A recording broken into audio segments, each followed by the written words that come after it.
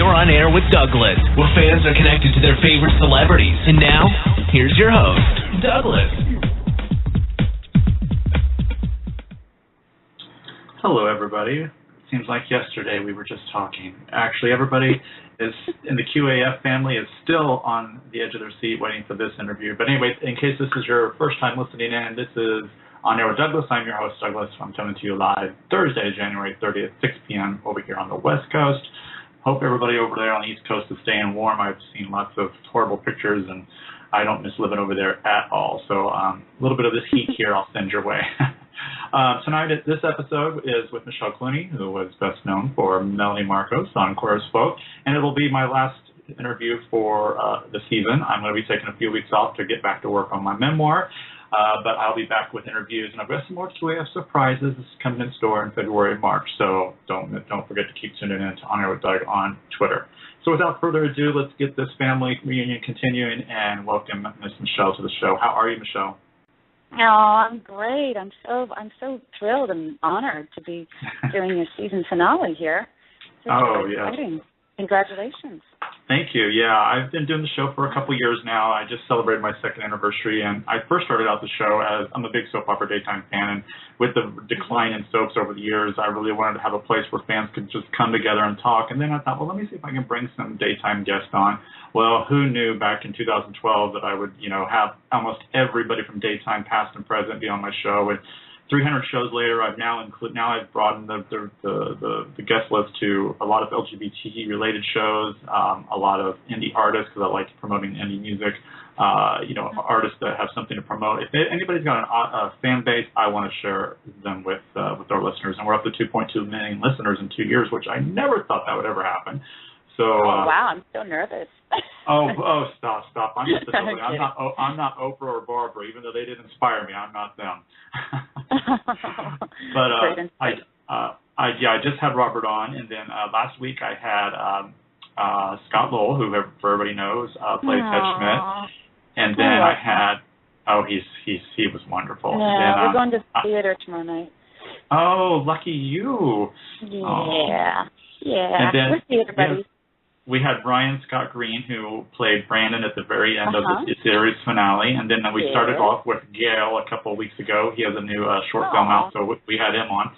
So I'm still working on Sharon and Randy and Sherry Miller, who, for those who don't know the name, played Jennifer Taylor, and Randy's mom, and trying to get a hold of them as well. Then I've got Peter booked. I'm just can't say when yet because it's a surprise. So, but I'm really excited. Everybody's doing some great things out there. Robert is on Tomorrow People. You were on Bones, Pat, this last week, and can I just tell you, I haven't seen you for a while. So you are beautiful. Oh my goodness. Oh really? I didn't watch the episode. I can't watch myself. I didn't see it. You can't? You can't watch yourself? No.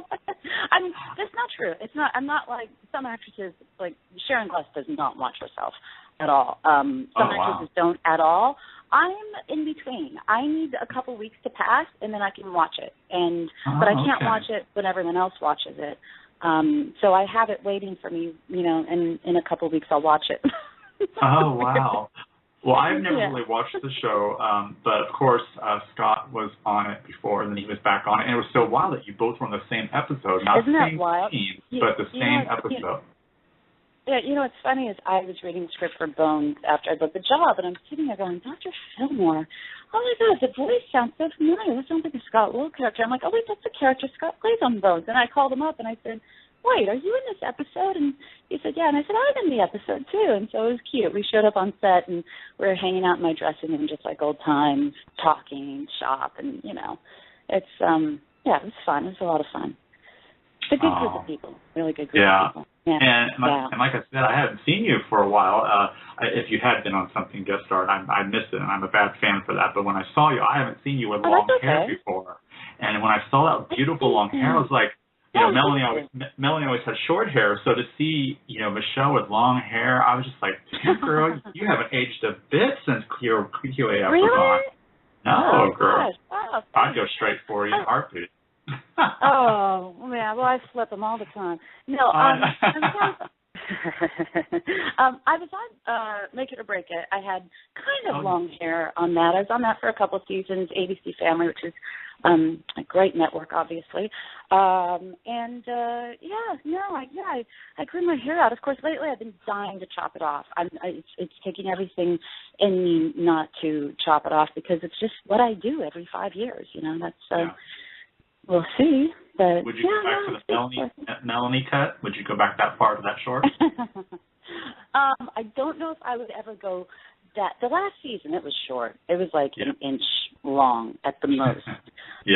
I loved it. It was very chic, and I adore short hair. But I just like to change. I think I relate to Hillary Clinton like that. I love changing my hair and playing with my look. I just do. It's part of the fun of being a woman is getting to play with your look and change. So, but that's all about my hair. Well, first off, how are you doing? How you been? What's going on? Besides Bones. I've been good. I've been doing something last year that it's scandalous. I can't talk about it. At some point, I will talk about it. It's been fantastic, and it took all of me to do this. But I still managed to, do a convention, do an episode of Bones. I shot this little indie film that I just did ADR on.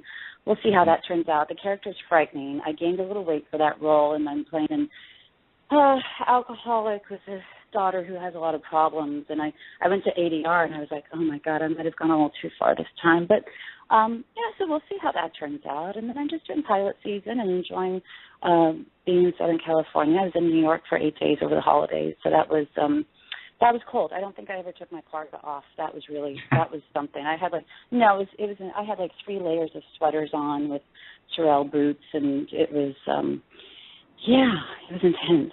But so it's you appreciate the palm trees and the sunshine a bit more. Oh, that's for sure. I just moved back to California. I'm not too far from LA, and I had been away for a while. I grew up in the Midwest, so I'm glad I'm not there because this is like the worst winter, I guess, in history or whatever, and it's so awful over there. So. Definitely do enjoy the sunshine over here. I mean, I would take this over any other weather for sure. Yeah, no, I know. LA sucks you in that respect, and it's truly a Hotel California. But I was in New York, and then I was in D.C. doing a Hillary event, which was great, and I'm very excited about that. And we're doing another one here in LA, April 1st, which I'm going to speak at, and I'm very excited about that. So. So that's fun. Yeah. In light of everything that's happening with the war on women, that's a good positive action you can take, so you're not throwing your shoes at the television every time Mike Huckabee comes on, or you hear about the war on women's voting rights and everything that's going on in Texas and how they're trying to destroy Wendy Davis. And I swear I wasn't going to get political, but here I am talking about. That's okay. You go, girl. You go. No, it's tough. So I'm very excited about Hillary. That's where I'm putting my focus.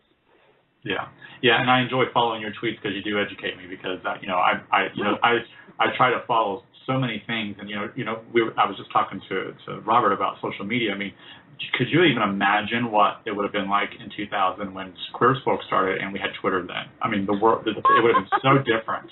It would have been so different. That would have been a blast. Oh, my God. Are you kidding me? That would have been so much fun. We would have been tweeting, little videos from the set of us. Tay and I always sang Bob Dylan. It was just our thing. And we would sing Janis Joplin, Bob Dylan. We were always just singing and running around and having a blast. And we would have been tweeting little videos. And, that would have been awesome. That would have been great.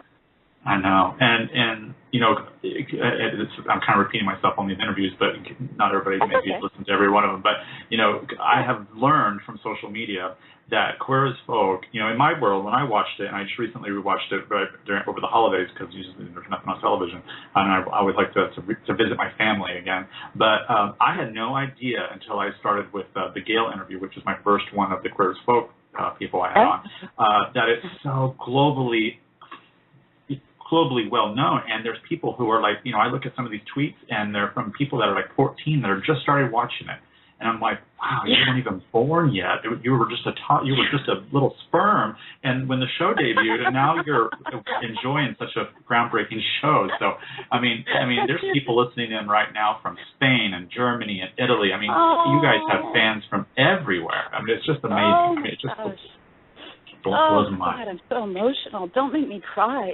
Can I tell you our? Oh gosh, I'm sorry. I'm so emotional. That's okay. Our connection with our fans is something that is unlike anything I've ever known, and I think something that not a lot of actors get in their lifetime or artists, and it's something I treasure so much.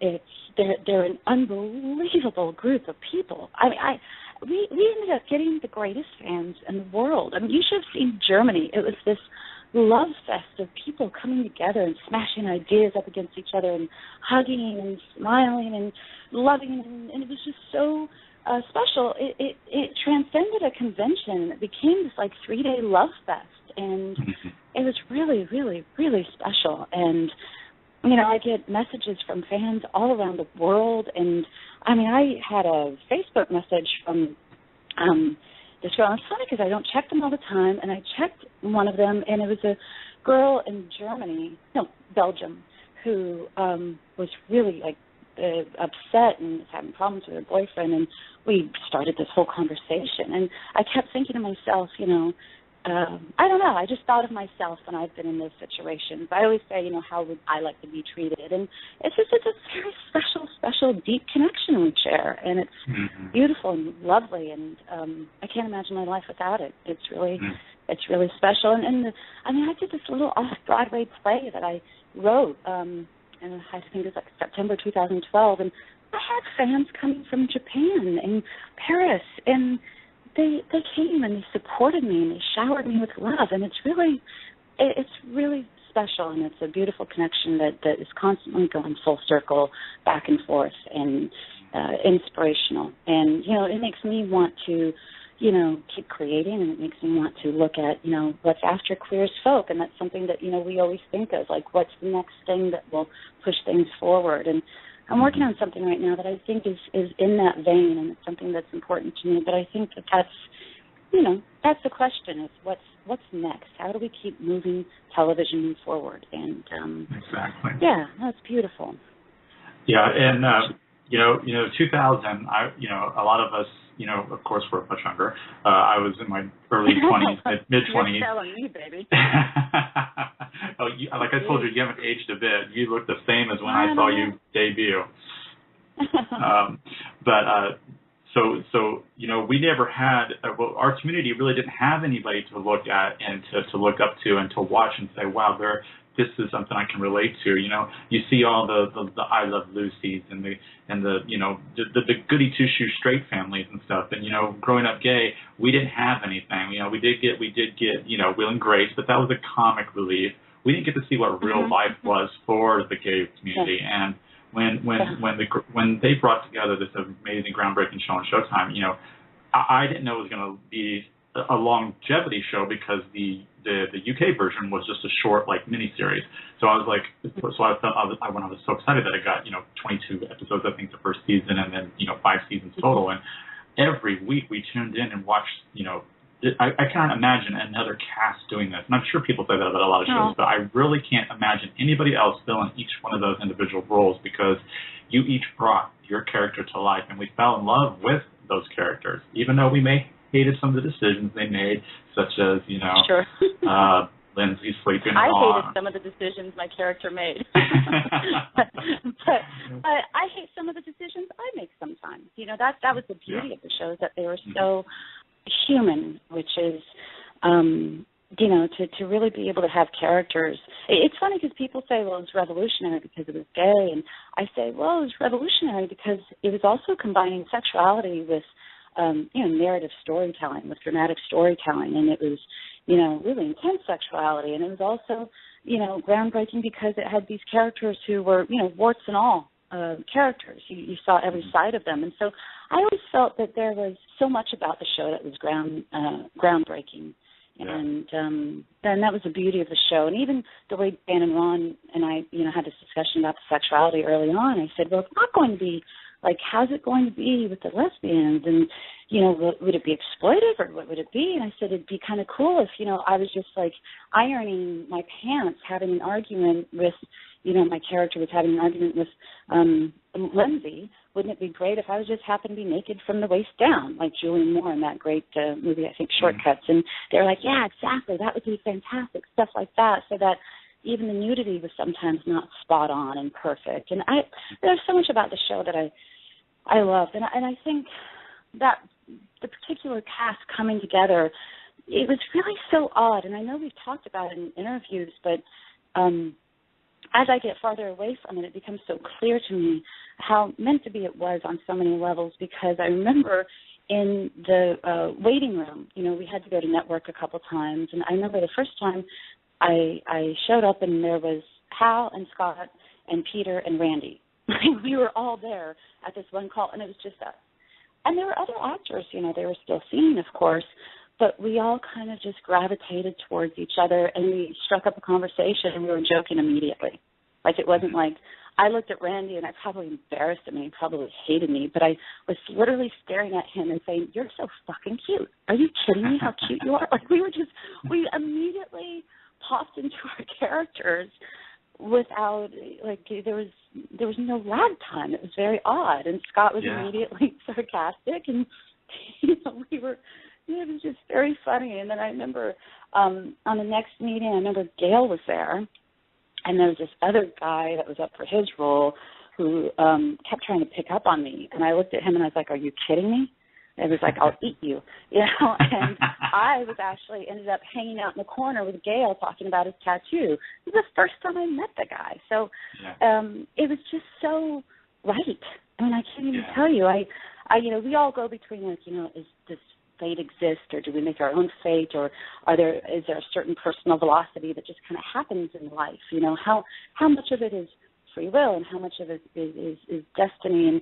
And I will tell you that there was just something about everything, the way it unfolded. It was just so right and flowed and meant to be. And it was almost a spiritual experience. The farther I get away from it, I'm like, that was really something, the way that came together. Yeah. And the writers of that show were just fantastic. I mean, wow.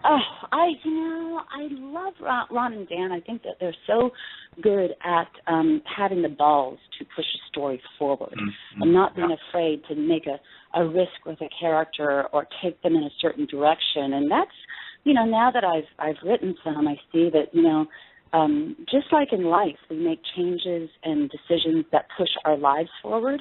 Your characters have to have the same, if they're truly dynamic, have to, be able to make changes and be dynamic and push storylines forward. And Dan and Ron were so bold with that. It was really beautiful. Mm-hmm. Yeah. I wish they would come up with something else. I mean, because they were so fantastic at this. I mean, they kind of, I don't know what they're doing now since then, but, they have the magic, that's for sure. And, like I was saying, there's not, since Queer as Folk, we really haven't had, we see a lot more gay characters on television shows, but we don't really have any shows that represent, the community as a whole. Now, we do have the brand new show on HBO called Looking, which just debuted a couple weeks ago, and I'm really enjoying that. I'm trying to tell fans, there's so many fans out there that, because Queer as Folk was such a first, anything after, they always compare it to.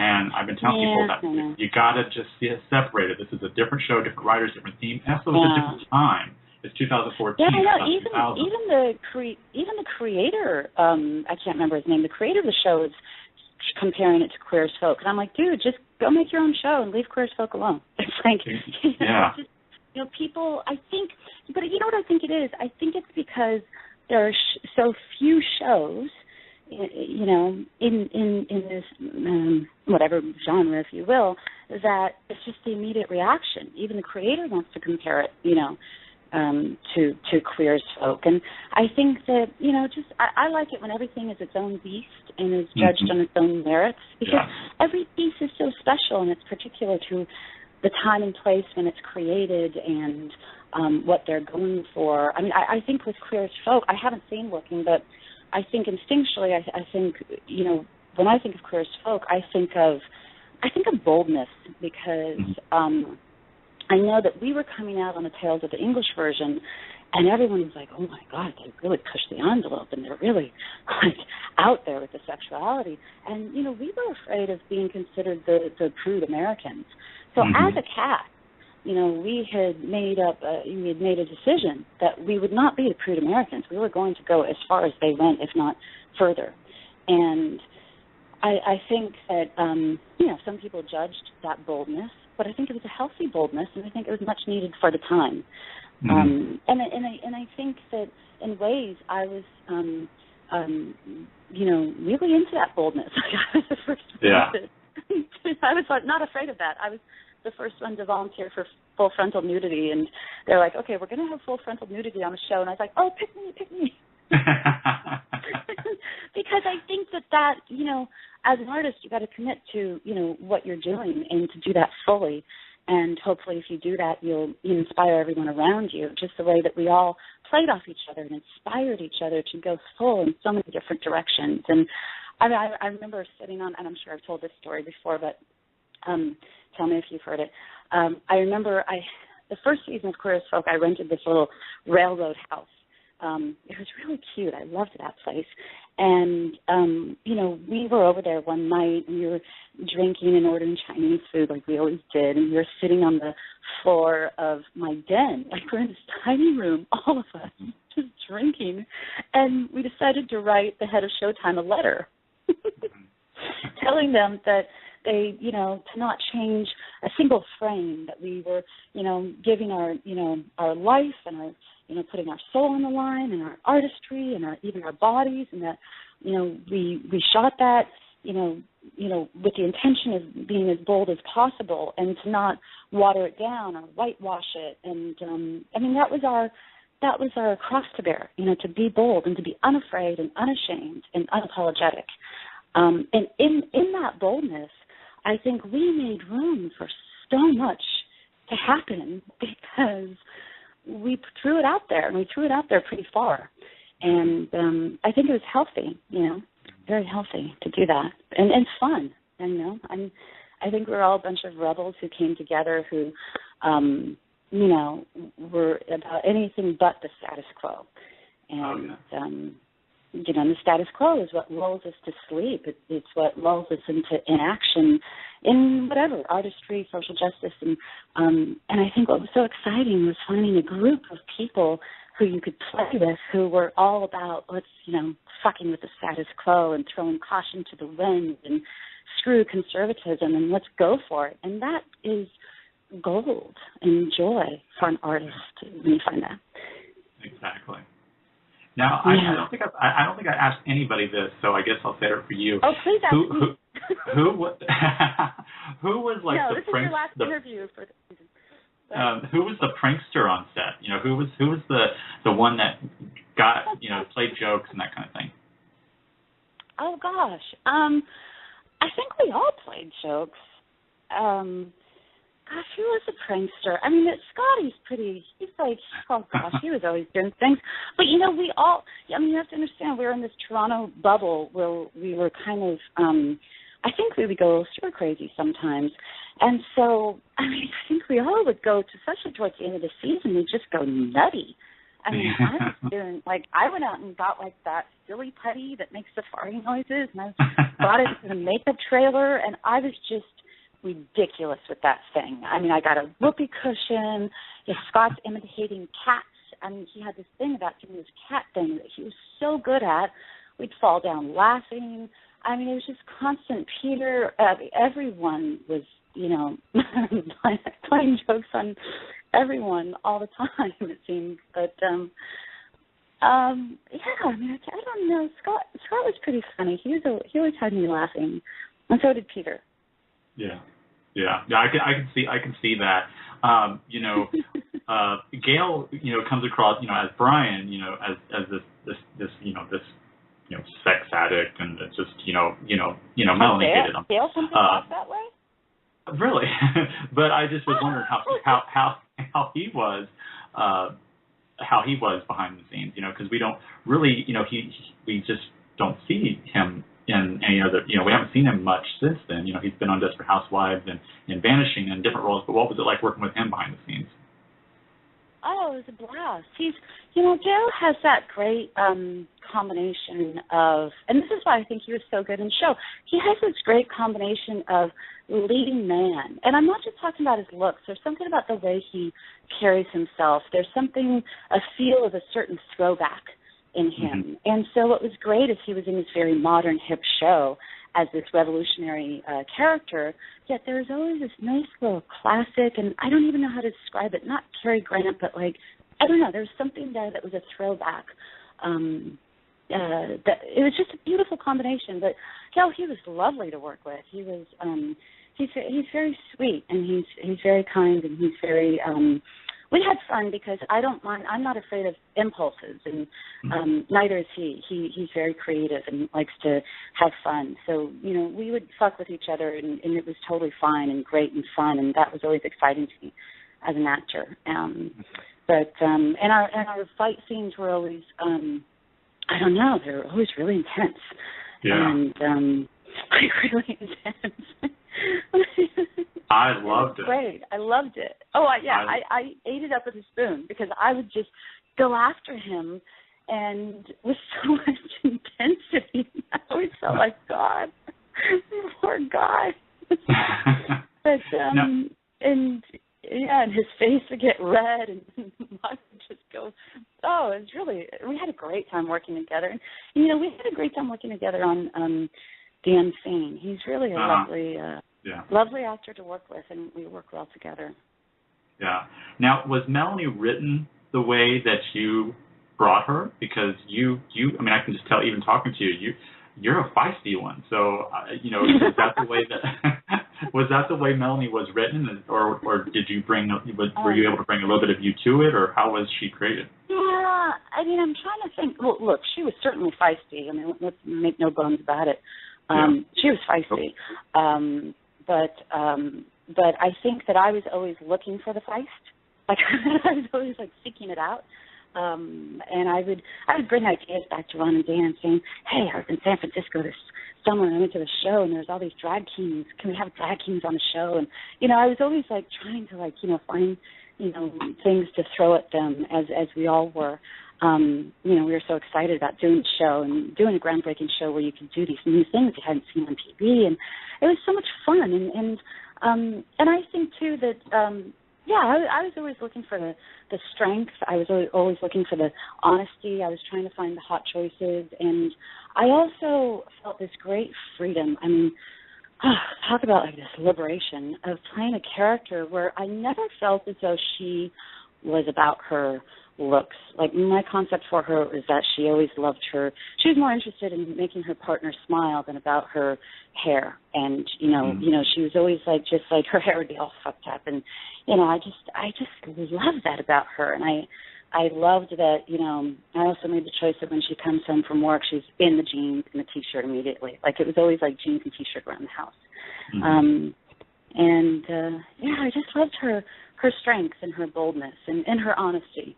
I always appreciated that because, a lot of characters on TV you see are always, prettied up and, trying to hide things and conceal truths. And I think that Melanie was, and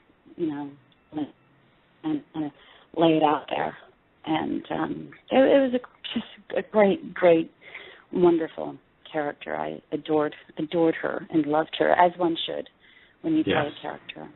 Oh, yeah. And I felt for her. I mean, I could feel her heart because there were so many places where she and I lined up, and I could feel her heart. And I always felt that she was such a tough girl and had fought her entire life, but on the inside she was so gushy and mushy. And I thought that was the beauty of her. And the beauty of those characters, the tough, vulnerable characters, I call them, and I know so many people like that in life, and I know that from myself. It's just it's a real beauty when you see that. I think only the truly vulnerable are ever really tough because they've learned to become that way. And so, yeah, I cherished her. I really cherished her. And I cherished her relationship with Lindsay, because it's interesting. You go into a project as an actor, and you kind of are like a sponge, and you pull from different things in your life, whether consciously or subconsciously. And for me, I read the script, and I just knew that these two women were the loves of each other's lives. And that was it. There may be, mistakes along the way, but that was it. They were in it together, and, the whole world could explode and they would still be together. And I think that I took a piece of my mom and dad into that with me, because, they've been together 62 years, and they have this beautiful relationship. And I think that there's a little piece of the way my dad dotes on my mom and loves to make her smile, a little piece of that real, true, deep love that I took with me into Melanie and Lindsay. That just soulmates. I mean, my mom and dad are soulmates. There's no doubt about it. And I took that just pure soulmates and that deep, deep love. And that doesn't mean it's perfect. And I liked the way it's like, what did my dad say? It was their last anniversary, and my dad said it was like 62 years. Yeah, my dad said, yeah, you know what? Your mom, boy, she's one to ride the river with. That's so cute. Who says that anymore? But really? I took that with. Isn't that adorable? I mean, it's such a great saying. And I took that. I think there's that kind of sense, that old-fashioned love that I took into Melanie and Lindsay. And, I don't know. I feel like that always lived inside of me, that Melanie would do anything to make Lindsay smile, and that they were fated for each other.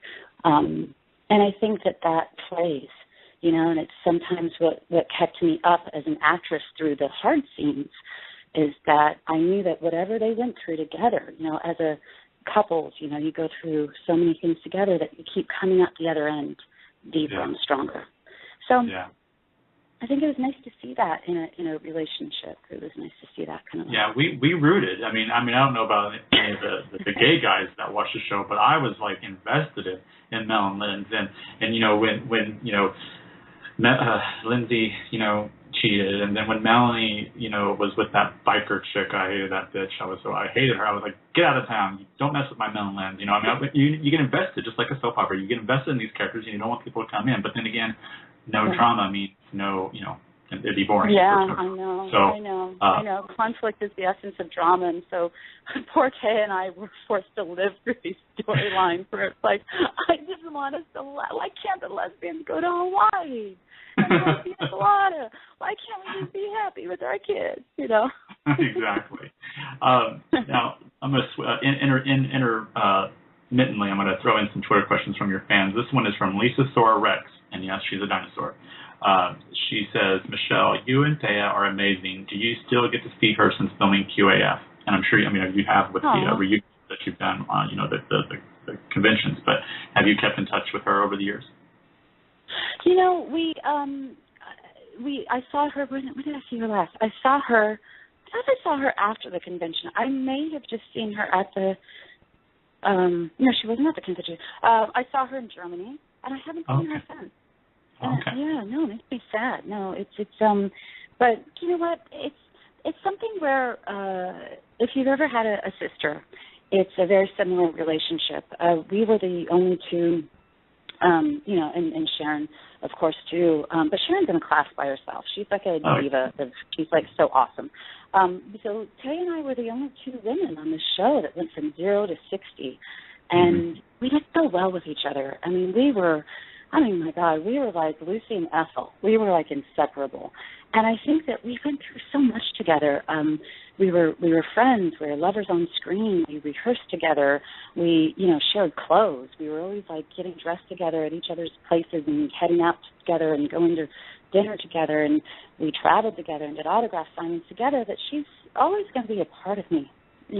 She's someone who was a soulmate of mine, and we worked together, and we did some tough scenes together, and we weathered them together, and we ran lines in alleys, and so we were so tight that it's kind of like a sister relationship where you may not talk every day or may not see each other for 6 months. But when you see each other, there's a lot of love there. There's a lot of love there.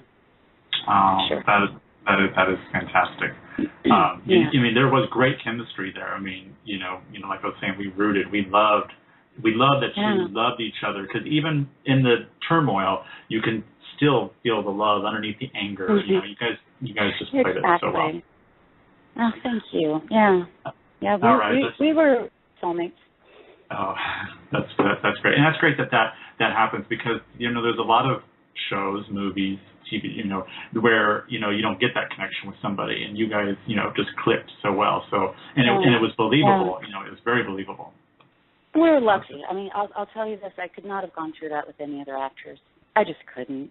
There's something about us. We were destined to come into that together, and we changed each other quite a bit. I mean, we weren't just playing around. We really affected each other, and she's changed me for the rest of my life. There are lessons we gave each other, and it was a great working relationship and great trust.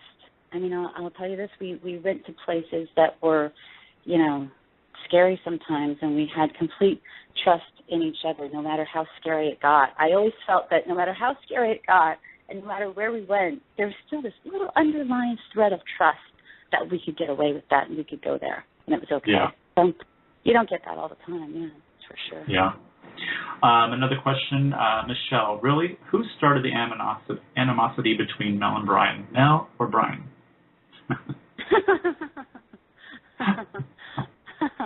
I think they both did.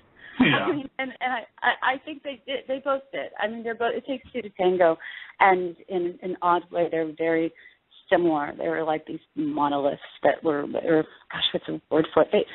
They're like both sides of the same coin. They just had a lot of similarities, and both very strong-willed, and I'm sure they both did. He might have started it, but she certainly was ready. Mm-hmm. Ready for it. Oh yeah, and she gave her right back. You did not let down. I was like, you go, Mama, you go. I know. That was so much fun. Oh God, I love it. Yeah.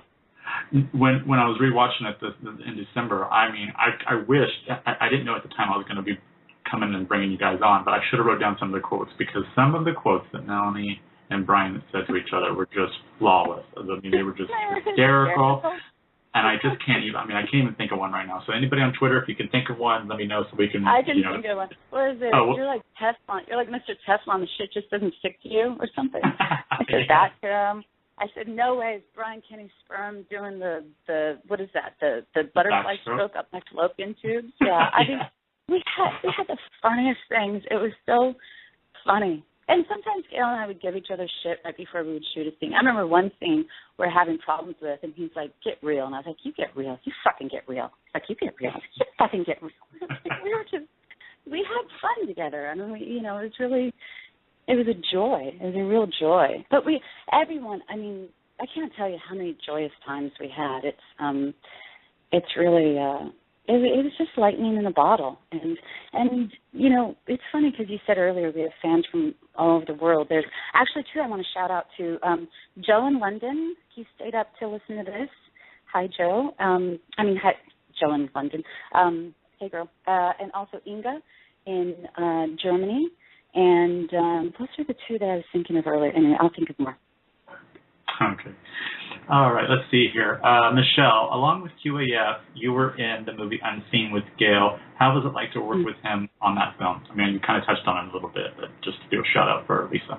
Yeah, it was great. We had a really good time. I mean, we had this love scene we had to do, which was, it was kind of like, it was interesting because, his girlfriend was in town, I had a boyfriend, and you're shooting this love scene. These things are never like, they look sexy, and it's just odd.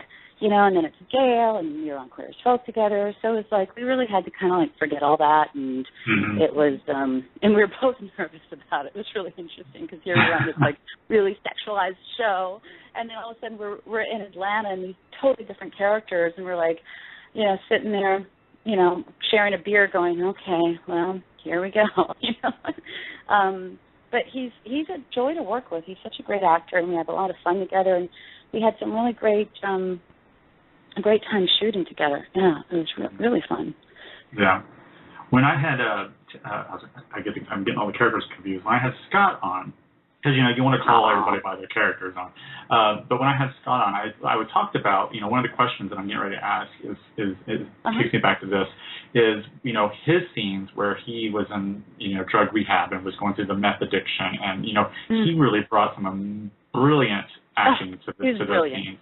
I mean, that was just, I asked him, was it hard for you to go home at night after playing, such a, going through such serious roles? And he said, yeah, it was very hard, to go home with that. But I was just couldn't, if there was awards to be given, or if there were and they weren't given, they should have been given to him, because he just blew it away with us. And one of the scenes that really stuck out with me for him was when Ted realizes, okay, I've got a problem. He checked himself into rehab. He sees Blake, thinking that Blake is a patient, but really Blake is transformed and he's the therapist. And I was just like, oh my gosh, this is a great twist. That was wonderful. Yeah, that was so intense. No, you know what? He's so brilliant, and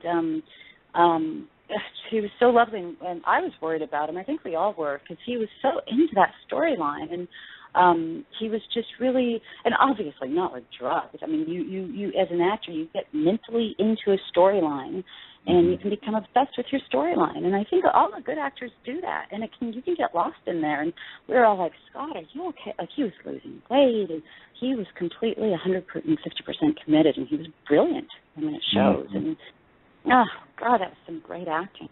God, yeah. So good. Yeah. This one is from Serena. She says, why Melanie chose Michael as her baby's father and not Ted? I mean, they always had a special connection. I thought that too. Now that she mentioned it, I always wondered why she didn't choose Ted for that. But first, before you answer that, I think someone wants to say something to you. Go ahead. You're live with Michelle. Oh, okay. Yes. Hello. I have a question for Michelle. Yes. I'm calling from from Bolshevia. I want to know, your hair is so pretty. How you get your hair so pretty?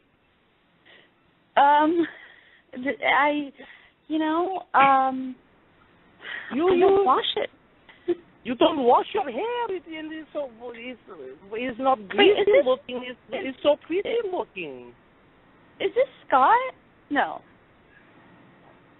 Who? Who? No, I'm sorry, what was your name? I'm sorry.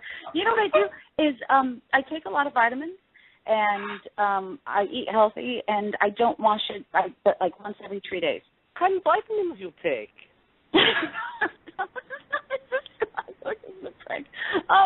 I take a lot of vitamins. I take omega oils. I take every oil you can imagine. Coconut oil, omega oil. Do you say homo oils? Is this Scott? This is Scott Lowell. Wait, hold on. I get my friend. Hold on. Hey, Michelle, it's Scott. Hi. Sorry. My friend, he loves your hair. I don't know. He just really wanted to find out about your hair, and he asked if, could you put me in touch with her? And this is the only way I knew how to get in touch with you, was you're always doing interviews. So I thought. I was so afraid to say it to you, because I thought, what if it's not? I'm making fun of some poor lady who's calling and nothing like that. But I'm really glad to know now what I need to do to have better hair like you. Oh, God. Do you have any of that homo oil for me? Because I could use some. Yeah. You should make your own line of homo oil. Omega oil. We should have a line of homo oil. Well, look, you kids have fun. I gotta go see this reading of a play, but you go have fun. I'm sorry. I hope it's okay. Let me wait. Did she answer your question? Okay. No, it's okay. I understand. Get the homo oil. Okay, he's fine. Was that Eddie? He's got the answer. That's all. He just wanted to know about your hair. So whatever. I'm sorry. But you guys go have fun. We'll talk to you later. All right. Thank you, Scott. Bye. Bye. Bye. Oh my God, I was so scared. I never want to hurt anyone's feelings. I was like, oh my gosh, this can't be happening. I don't want to hurt her feelings, but I can't. I knew it was Scott. But I was like, what do you say? I mean, what if it wasn't Scott? What if I know, said, right? Scott, stop it. You can't say that.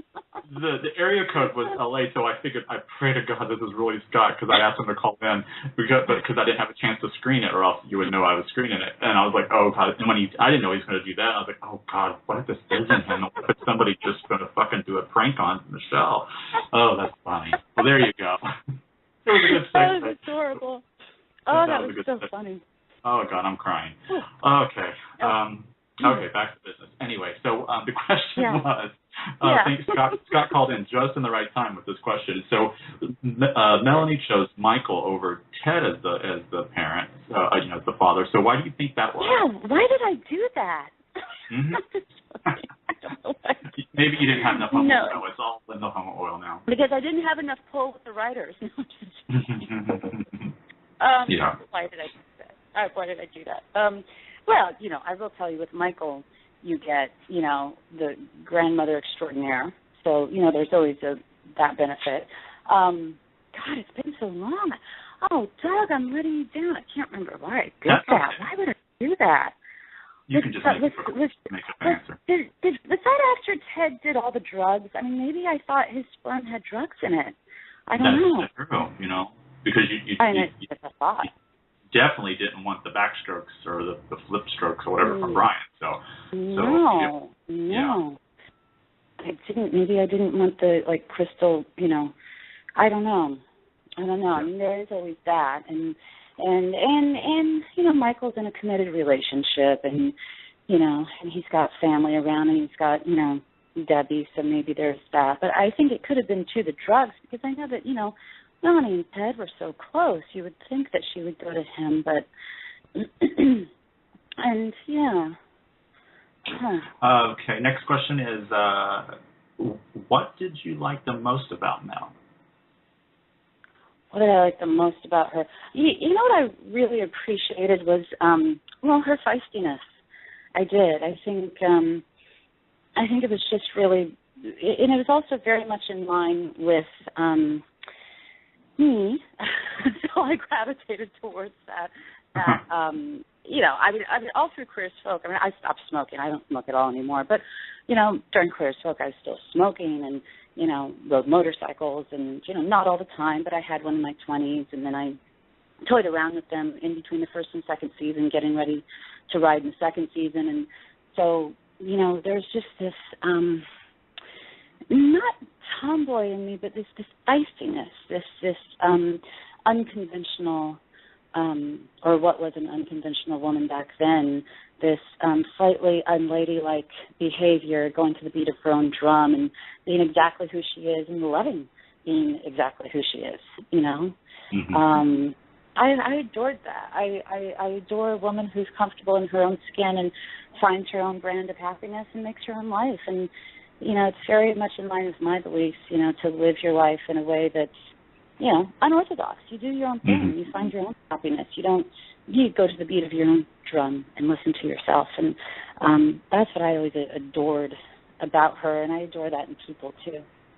So, yeah. And she also asked,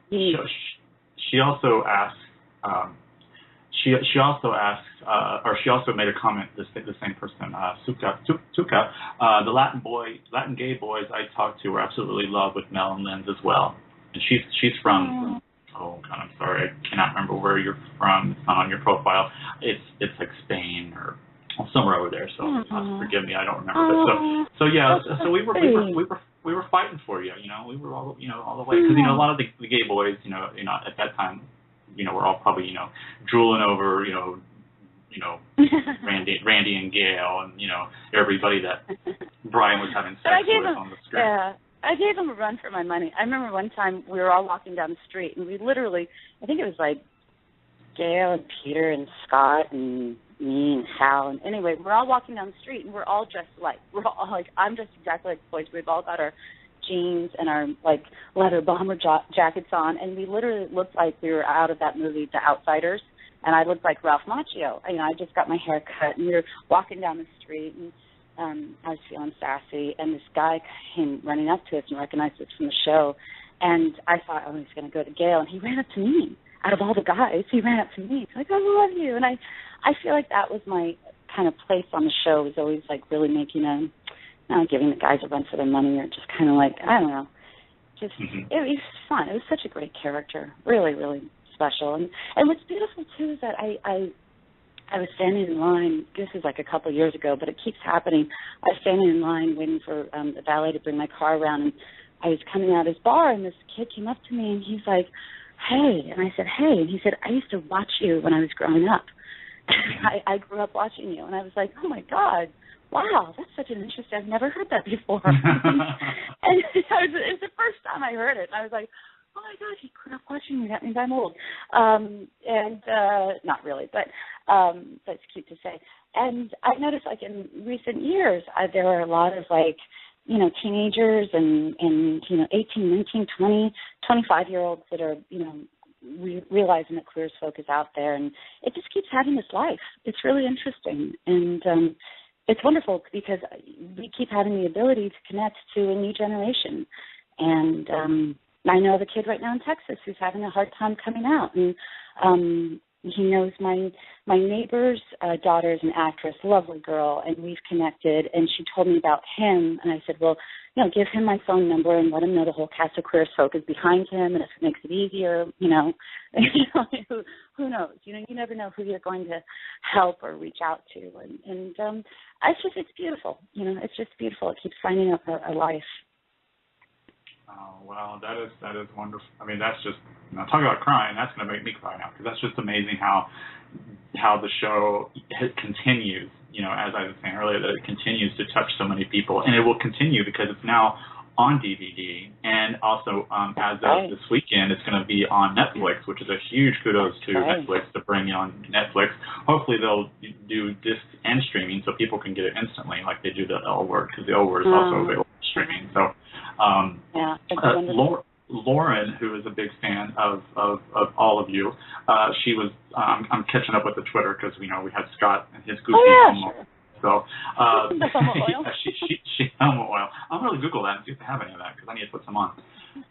But Lauren has some quotes. She's perfect at quotes. So she has one here that says, "Mel to Brian, you're screwing everything that moves in your finest quality and our best defense."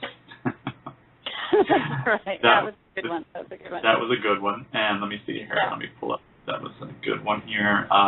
Melanie, you finally grew a heart. Brian, maybe you'll have the same luck in growing a penis. I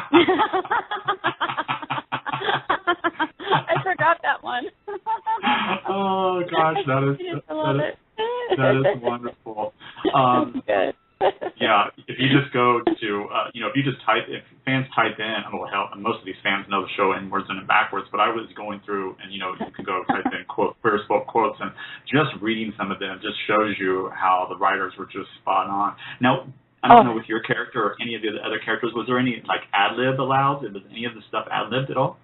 It was allowed the first season, and but it was allowed more towards the end of the scene. We would always fight for the button at the end of the scene because, they could always cut that off and end the scene where it was scripted to end. But we would always add this little extra thing at the end. So we'd always fight to see who could get the cute moment at the end of the scene. And I think season 2, they decided to tighten it up and have more discipline and control it more and not allow us to ad-lib as much. I can't. Yeah, so that was what happened. But season 1, we were a little looser with it.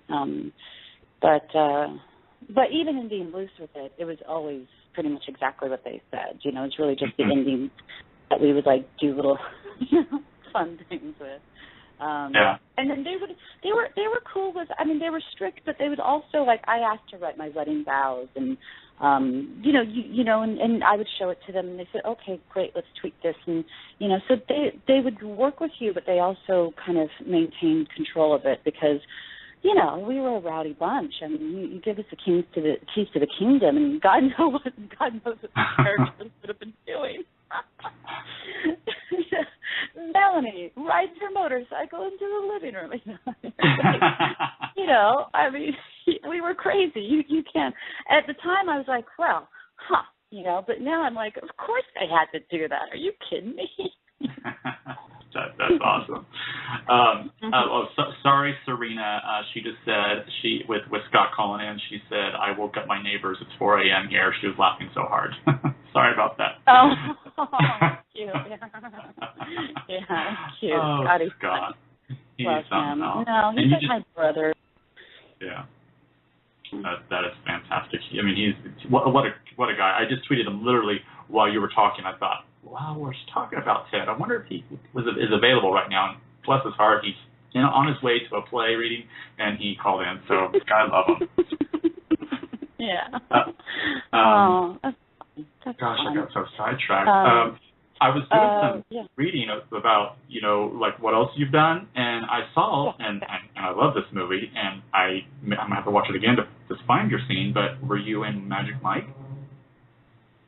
I wasn't. It was weird. They called me and wanted me to do this thing, and I was on hold for it, and then I wasn't in the movie. It was a very odd, I don't know if you've ever shot with Steven Soderbergh. Well, of course, I don't. You're not an actor, right? I don't know. What am I talking about? Anyway, it was, I wasn't in a movie, but I think they might have used something, but I don't know. I get residuals. I don't know what's going on. I never fully saw the movie.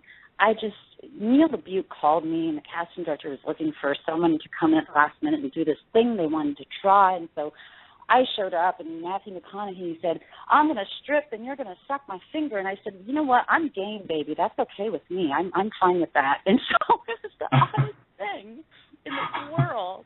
And I now get residual. I don't know what's going on. I should probably watch the full movie someday. But, I'm going to put the Blu-ray in because I want to. If you're sucking Matthew's finger, I don't know if my. Well, it was weird because I just did Neil's play, and he emailed me, and he's like, I can't remember the casting director's name. She's really sweet. He said she's looking for someone who is sexy and smart, and I thought first about me, and then I thought about you. Neil's really funny, and I said, oh, that's very cute. I said, great. So that's how it came about. But Neil's he's very funny. But no, I think after I did Make It or Break It, then I did Neil's show, and then I did, and then I started working on my play, and that was time consuming. My God, it took like a year and a half, 2 years. And then I did that in New York, and then then we went to Germany, then I came back here, and yeah, that kind of catches us up. Yeah, that catches us up. Mm-hmm.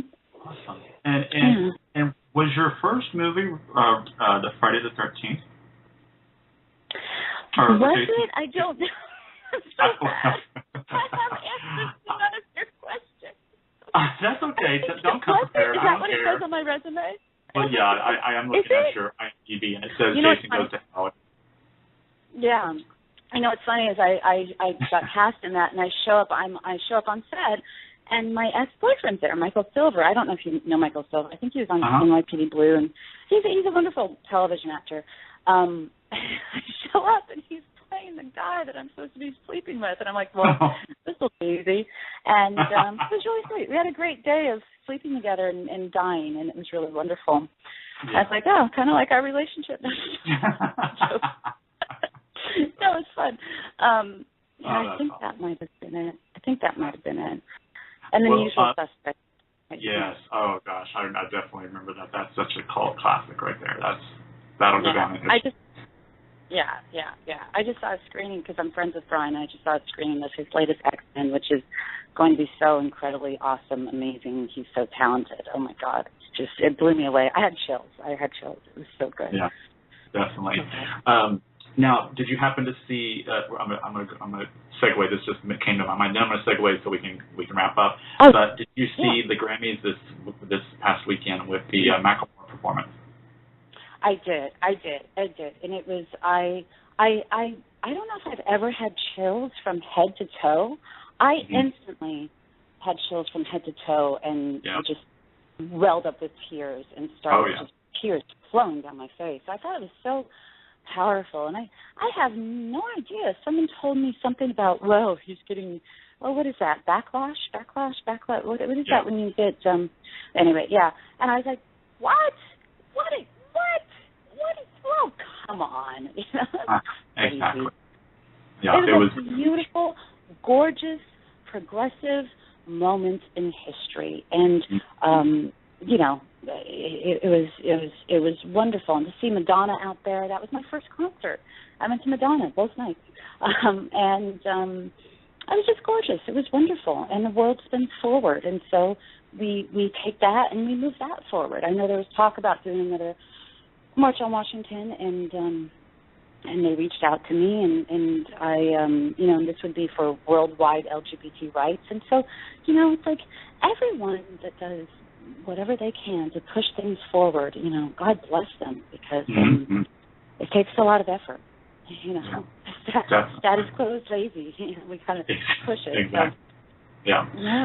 Not think anything accomplished just sitting on your butt. You got to get out there and work. No. And we're either marching forward or we're marching backwards. And you can see that with this, with the, I don't want to say women's movement, but in women's rights, you see that we have come so far, but yet we have so far to go.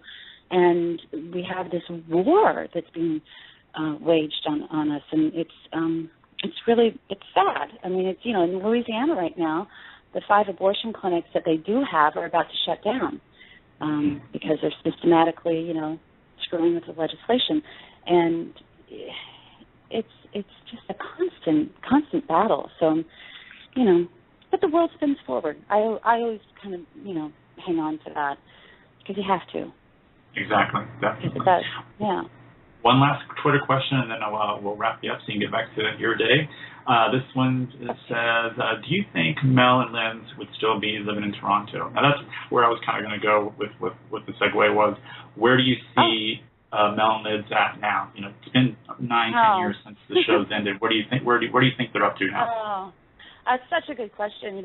Scotty and Robert and I were at dinner, and we were talking about that. I can't remember, 6 months ago. I can't remember. But we were talking about that. We were like, gosh, if we did a movie, where would our characters be and what would they be doing? I don't think they'd be in Canada. I think Melanie is too American. I think she is such a bold kind of person that I don't think I think she's just too American. And I think and especially with the LGBT movement that erupted and just made so much progress, I think she'd want to get back down to the States and be part of that.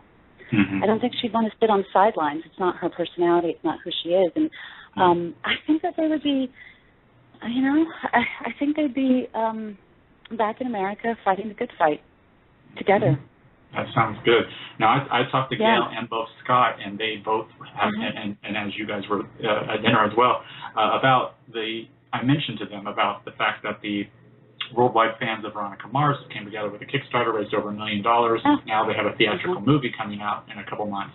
And believe us fans out there worldwide would definitely raise triple that to get a movie made to be released theatrically. And Scott said that everyone's in talks, and if they can come up with a good writing, a good script, and they would do it in a heartbeat. And he thinks that everybody would definitely want to come back to see where life is 10 years from now, because nobody's hanging out at Babylon at the ages that we are now. No, it'd be it's funny because we talk about it and we all say the same thing. I think it all comes down to a great script. If there's a great script that we really felt we could get behind, I think we would all come back and do it. At least that's what it keeps sounding like, because we talk about it from time to time. And I think that, the show has such a legacy that, one thing I said is that it has such a legacy that if we did it, we'd have to really do it. We'd have to really make sure the script is just right. We'd have to come back and fall back into that world and really give it all we have, because it's a legacy to really cherish and honor. And so I think it would come down to someone, coming up with a great script and also the rights, which, I think Russell T. Davies, between them and Showtime, I think, you can always work stuff like that out, and especially, if it's a labor of love. And if it's for us and the fans, then I think that is a possibility to work out. But I think it'd be fascinating to see where these characters are. I know that I said something about, I remember at dinner that night I said something about, wouldn't it be great if it was like the big chill? But not that somebody died, but that like someone was getting married or something joyous that brought everyone back to like the same house or something, and we all had to like catch up. And it could be, some of us had seen each other recently and some hadn't, and I mean it could be interesting. But we all said it would, it has to be done right, of course. Yeah. But it'd be interesting, huh? Yeah. Well, we are all behind it 1,000,000%, and we would, the funding would be there in a heartbeat. You trust me. I know from listening to the fans each time I do one of these shows with you guys. We would definitely make it happen because I did not like the way it ended. A lot of people do. A lot of people don't. That final. I mean, you root for the character of Justin and Brian. From episode 1, and it was kind of a letdown to see, Justin. I mean, Justin finally just said, "Fuck it, I'm done waiting. I've waited 5 years for you," but he decided that just as Brian started to grow a heart that your character always said he didn't have, and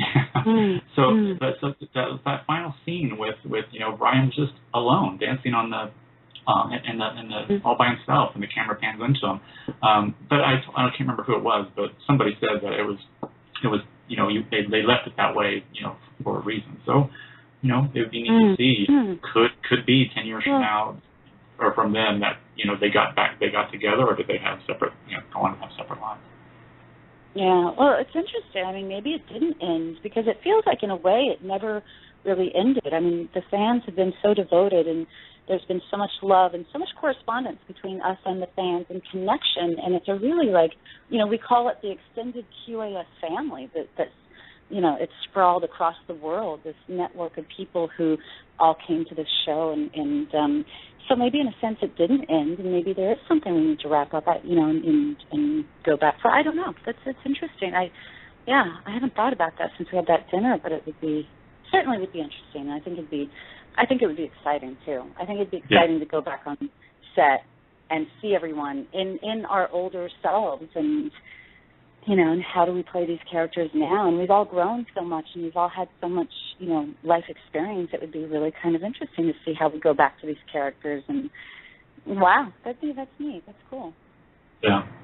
Well, hon, I'm not going to keep you any longer. I've already kept you over an hour, so I just want to tell you. Oh my God, that was so fun.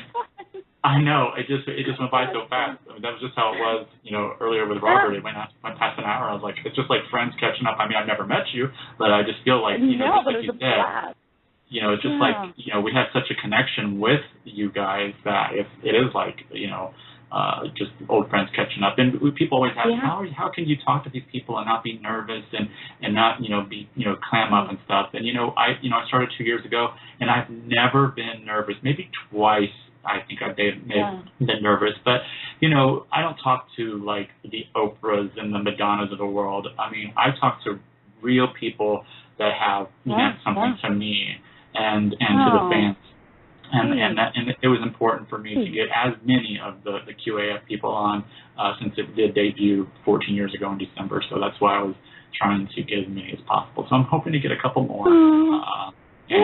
Well, let me know if you need any help with that. I'm sure they'd love to do it. So keep trying, and it'll happen.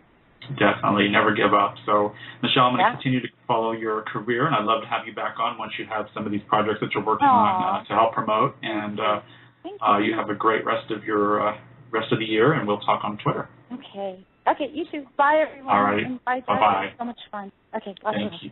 Bye. Bye. All right. Thank you, everybody, so much for tuning in to our second show of the night. This was such a wonderful evening to spend with Robert and Michelle, both of Queer as Folk.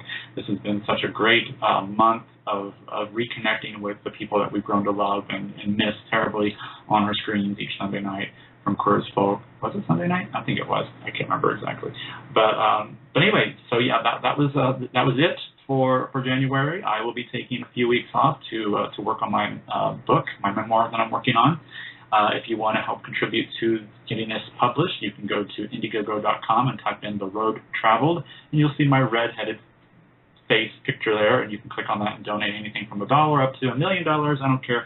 Every dollar counts, and we have 29 days left to get as much raised as possible. So I really want to get my book published because I have a lot of stories to tell to help the people out there. That's why I'm going back to college 20 years later this summer to get my degree in psychology so I can be a therapist and continue to help people one day at a time. So with that being said, I want to thank everybody for a great season. My seasons are usually like 5-6 months long, and then I take a few weeks off. So I will be back in February, sometime in late February. So with that being said, don't forget to always remember this.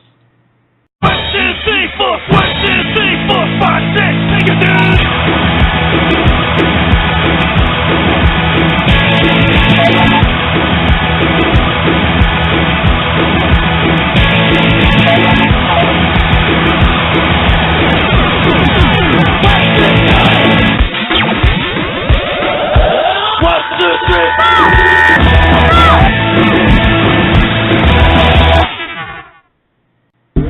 Thanks for listening to tonight's show. Be sure to see what's coming up next at www.onairwithdouglas.com. With over 240 shows in the archive, take a look around and listen to all the great guests you missed. Follow the show on Twitter @OnAirWithDoug. Until next time, have a great night.